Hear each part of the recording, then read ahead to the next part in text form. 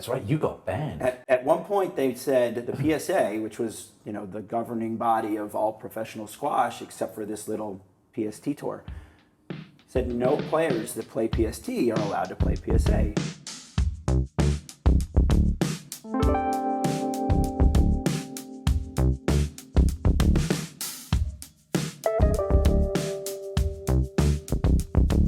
Here we are with another episode of Boast About It, this time with Ned Marks. My name is James Green. Ned, we've known each other for a long time. Great to see you, James. Great to see you. I remember saving you from recruiting back in the day. We've known each other 10, 12 years at least. Yes. It's been a long time. So thank you for having me here. It's my pleasure. Ned, I thought we would dive in to how your unusual professional squash career. Thank you. Yeah, I would love to. Yeah. So you played squash in college, right? I did. I grew up playing squash in Greenwich, Connecticut. I played in high school and college, and then I played pro in a couple different ways. So you were on the junior circuit? Mm-hmm. Yep. Junior circuit. What was your ranking in the United States back Very in the day? mediocre. I was a very average squash player until I quit football in my senior year of high school. I loved football. I was a huge football player, and really squash was secondary until I decided I wanted to play squash full time, go to college to play. Where'd you go to college? I went to Denison University in Granville, Ohio, and the team's doing great. My college roommates, the head coach out there, Mike McDonald, and we're really excited about the program. And back in the day, we were just a club program. Yeah. When I went. But we actually had a pretty storied program. We got to top 5, 6, 7 in the country in the year, I think, 2000. I got there in 2005. The team had kind of gotten to the teens or mid-20s level, and that's kind of where we stayed throughout my entire career. But it's really where I learned how to play and be disciplined and really improve. I was an average player. I barely made my high school team, and then I really put my heart and soul into it in college and won MVP. 2 times I was the most improved. I was the team president because we were a club team, so we had to have representation with the board. And so it was a bit of a unique experience. You got a lot of ownership. You have to help plan trips. Help drive.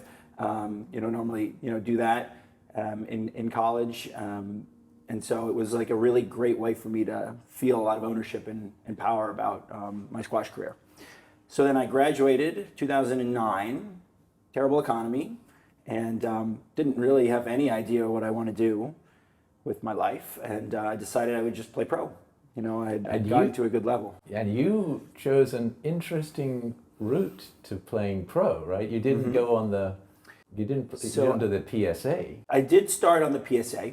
I did about a year on the PSA exclusively, and then this secondary How tour. did you do on the PSA? Where were you? I got to about 200 in the world. Yeah. And it was a grind. There was a good routine of smaller tournaments in kind of the Midwest and Northeast that I played. I did play the Tournament of Champions. Wow. Yeah, it was amazing. I didn't get to the glass court. It was just qualifying rounds. Yeah. At that time.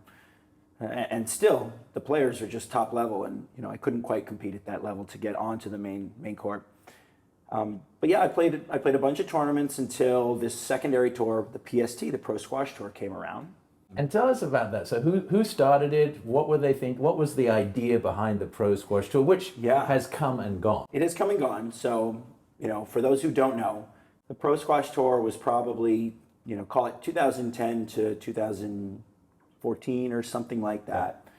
And it was started by this guy, Joe McManus, who went on to become the Tufts college head coach and was intended to really kind of bring about a much higher visibility to the game of squash and make it more fan-friendly and more, available to people in this country and around the world eventually that didn't know squash, which is a huge swath of people. Yeah. And so a little bit of a different style of the way that you presented the matches, some different rules, and it was really a very exciting tour. One of the things that I think they did was they said no lets and strokes, right? So you played squash, no lets, no strokes. Yeah. How was that? Were people getting in the way? What happened? So it started off as they initially introduced it as every match you get 5 lets and no more. So everything else is a no let or a stroke. So you had to kind of determine which was a valuable let to call. Oh, so there were strokes, but there were no lets. So there were always no lets and so you could always get a no let or a stroke. But in the beginning, when they introduced it, you could get up to 5 lets in a match.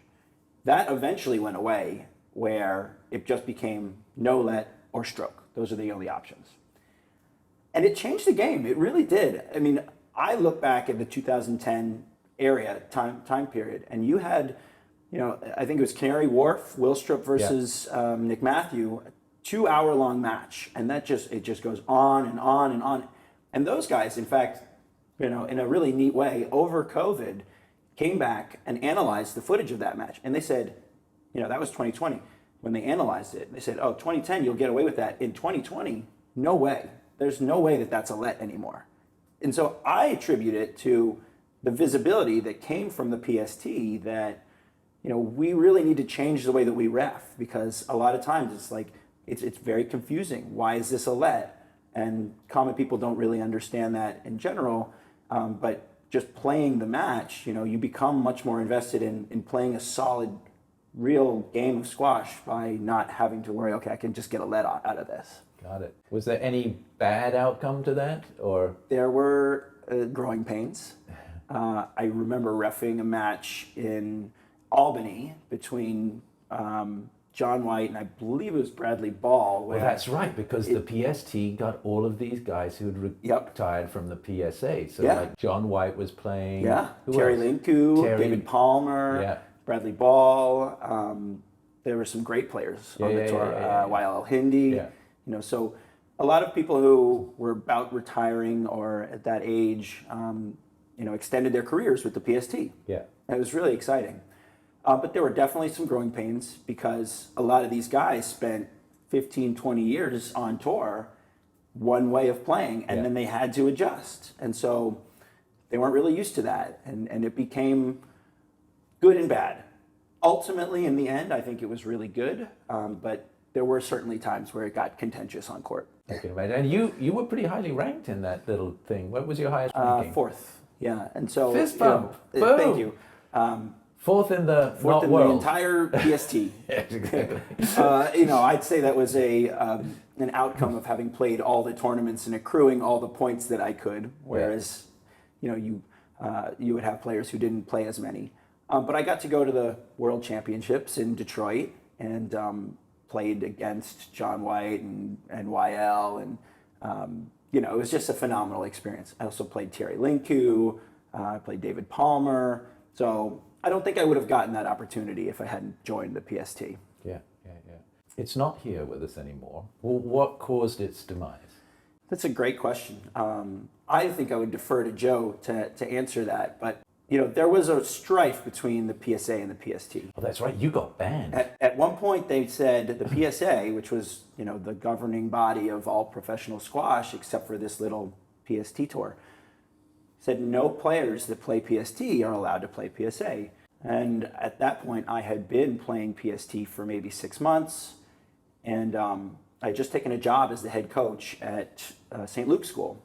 Well, we had a tournament run by the PST that was coming up a month later at the St. Luke's School. And so I said, well, there's no way I'm not going to play this tournament. And so they banned me. I couldn't play PSA anymore, and that was the last I ever played PSA. Otherwise, you clearly would have been world champion. It's pretty likely that, I don't think that would have happened, but, I can dream a little bit. Yeah, you can. Top 100. Let's say top 100. Yeah, sure. After that, I played a lot of pro doubles, SDA, probably.